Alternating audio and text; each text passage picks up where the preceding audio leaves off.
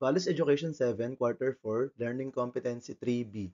Napatutunayan na ang mapanagutang paggamit ng social media bilang mamamayan ay paraan upang magkaroon ng mabuting pakikipag-ugnayan sa kapwa at katiwasian ng bayan.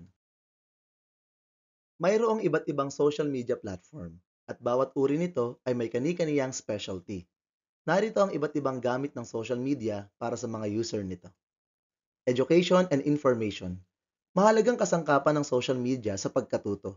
Maraming mag-aaral at professional ang gumagamit ng YouTube para sa tutorials at online courses. Ang mga ahensya ng balita rin ay gumagamit ng social media para sa mabilisang pagkalat ng impormasyon. Entertainment and creative expression. Gamit ang social media, na ipapahayag ng mga tao ang kanilang pagkamalikain at nagkakaroon sila ng libangan. Sa TikTok at Instagram, maaaring magbahagi ng video, memes at sining. Habang sa YouTube ay may malawak na pagpipiliang entertainment. Business and marketing. Maraming negosyo ang umaasa sa social media upang i-promote ang kanilang mga produkto at serbisyo. Sa Facebook, Instagram at TikTok, madaling maabot ng mga online shop ang kanilang target na customer. At communication. Isa sa mga pangunahing gamit ng social media ay ang pagpapanatili ng koneksyon sa pamilya at kaibigan. Kahit magkakalayo, maaaring makipag-usap sa pamamagitan ng mensahe, voice call, at video call. Nakakatulong din ito sa pagbuo ng relasyon sa iba't ibang panig ng mundo. Ang social media ay isang makapangyarihang kasangkapan na nag-uugnay sa mga tao sa buong mundo.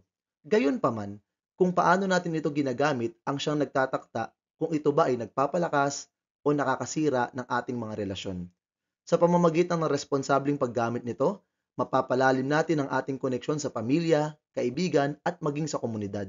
Sa araw na ito, pag-uusapin natin ang mapanagutang paggamit ng social media upang magkaroon ng mabuting pakikipag-ugnayan sa kapwa. Pagsusuri ng mga sitwasyon. Basahin ang sitwasyon sa mga susunod na slide at tukuyin kung paano nakatutulong ang social media sa pagkakaroon natin ng mabuting kaugnayan sa kapwa. Naninirahan sa magkaibang bansa ang magkapatid na Kay at Pai.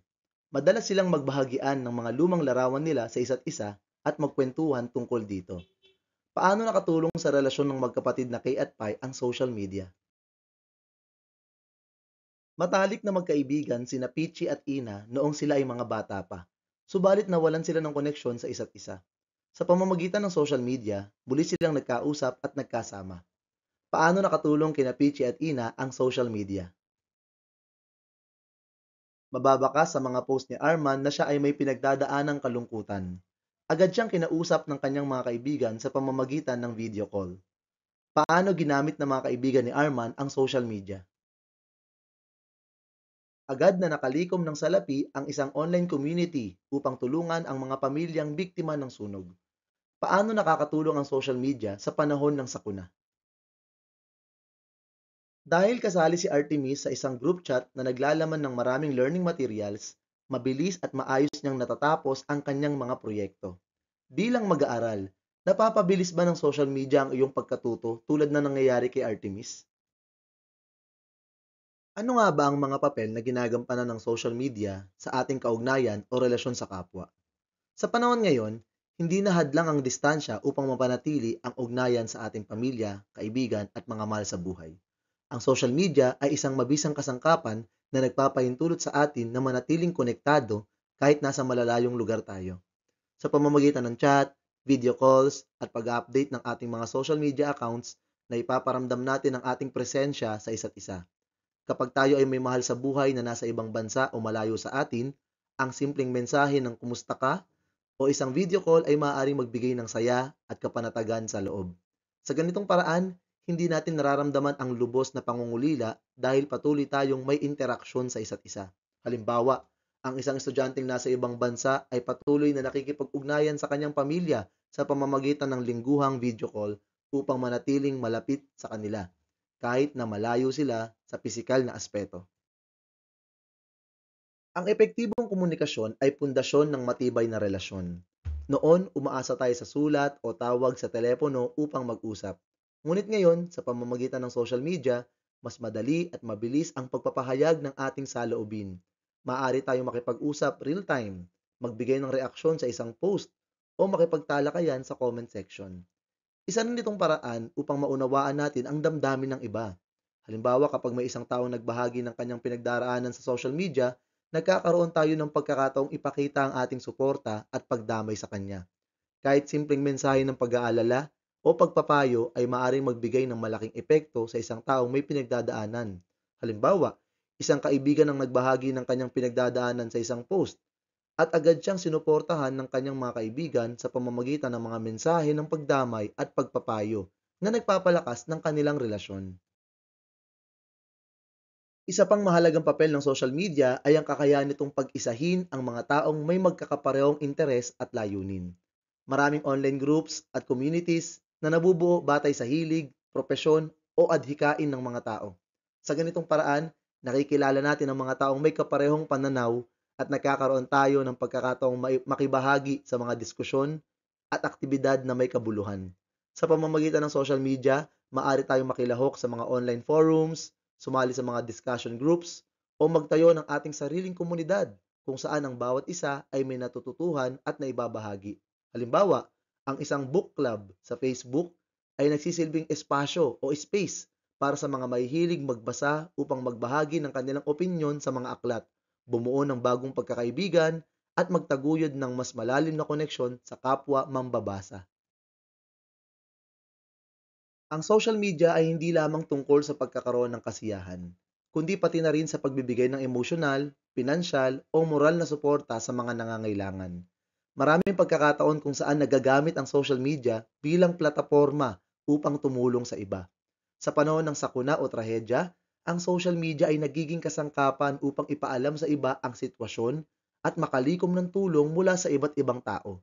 Maging sa personal na antas, nagiging sandigan natin ang mga online community sa oras ng pangangailangan.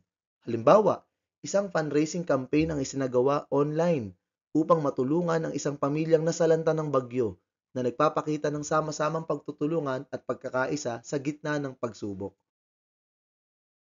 Sa larangan ng trabaho, paaralan at iba pang organisasyon, ang social media ay isang mahalagang kasangkapan sa pagsasagawa ng mga proyekto at gawain. Sa pamamagitan ng group chats, shared online documents, at virtual meetings, nagiging mas episyente ang koordinasyon at pagtutulungan ng bawat isa. Halimbawa, sa mga estudyante na may group projects, mas nagiging maayos ang kanilang pagpaplano dahil maaari silang magbahagi ng idea at gumawa ng kanilang proyekto online. Hindi na kailangan magkasabay-sabay sa isang lugar upang magtrabaho dahil may mga digital tools na nagpapadali sa kanilang kolaborasyon. Halimbawa, isang grupo ng mag-aaral ang gumagamit ng group chat at online documents upang maayos na maipasa ang kanilang proyekto ng walang abala sa kanilang schedule, na nagpapatibay rin ng kanilang kakayahang magtulungan. Sa kabuuan, ang social media ay isang makapangyarihang kasangkapan sa pagpapanatili ng magandang relasyon. Nagbibigay ito ng pagkakataon upang manatiling konektado, mapabuti ang komunikasyon, bumuo ng komunidad, magbigay ng suporta, at magtulungan sa iba't ibang aspeto ng buhay. Gayunpaman, mahalagang gamitin natin ito ng may pananagutan at tamang hangarin. Dapat nating tandaan na ang tunay na ugnayan ay hindi lamang nasusukat sa dami ng likes at comments, kundi sa kalidad ng ating pakikipag-ugnayan sa iba. Sa tamang paggamit ng social media, mas mapapatibay natin ang ating mga relasyon at makakatulong tayo sa pagpapatatag ng ating komunidad. Bilang pagninilay, batay sa ating napag-usapan, paano mo maaaring gamitin ang social media upang mas mapatatag ang iyong relasyon sa pamilya, kaibigan at komunidad. At bilang pagwawakas, iiwan ko sa inyong mensaheng ito.